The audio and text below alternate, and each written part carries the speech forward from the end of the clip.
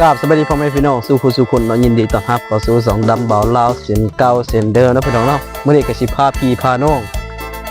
มาหาปลาพี่น้องพร้อมด้วยนี่เนาะ สำหรับมื้อนี้เนาะค่ะคลิปนี้ก็สิเว้าแบบป่นเลยเนาะสิเว้าภาษาเฮาแน่แล้วสิเว้าภาษาลาวนำแน่พี่น้องก็ถ้าไปบ่ฮู้ไปบ่เข้าใจก็สร้างมันพอเนาะแต่ก็อย่าสิดราม่าเอาเนาะพี่น้องเนาะเพราะมันเป็นภาษาเฮาแนวนั้นเนาะพี่น้องเนาะชีว่าคลิปนี้ชีเฮ็ดแบบคลิปเสียงถ้าอายุบ่เกิน18ปีห้ามเข้าไปเบิ่งเด้อพี่น้องเด้อคลิปนี้เด้อมันสิเสียงหลายเพราะเป็นอะไรเพราะว่ามื้อนี้ก็สิ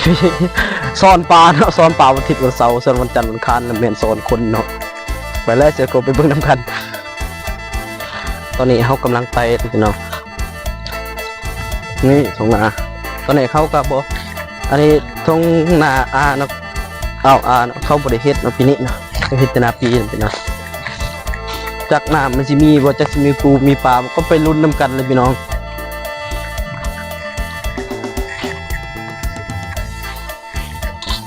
เดี๋ยวก็ไปเบิ้งน้ำกันเลยเนาะพี่น้องว่าจะมีน้ำบ่น้ำบางทีผมมีผมไปเบิ้งน้ำกันเลยเพราะว่าช่วงนั้นก็มีน้ำมีน้ำมีกันนี่บ่โอ้เบิ้งทางไปโคตรลำบากพี่น้องนี่บ่โอเคได้ยุดสนิทโอ้หลายแท้น่ะ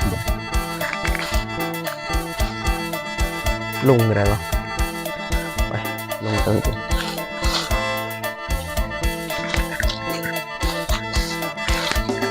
มื้อนี้เฮาก็สิมารีวิวแบบการใช้ชีวิตอยู่เขตชนบท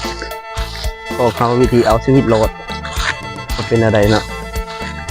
เป็นอะไรนั้นก็ไปเบิ่งนำกันเลยเฮาก็อยู่ชนบทเป็นคนอันบ้านนอกบ้านนา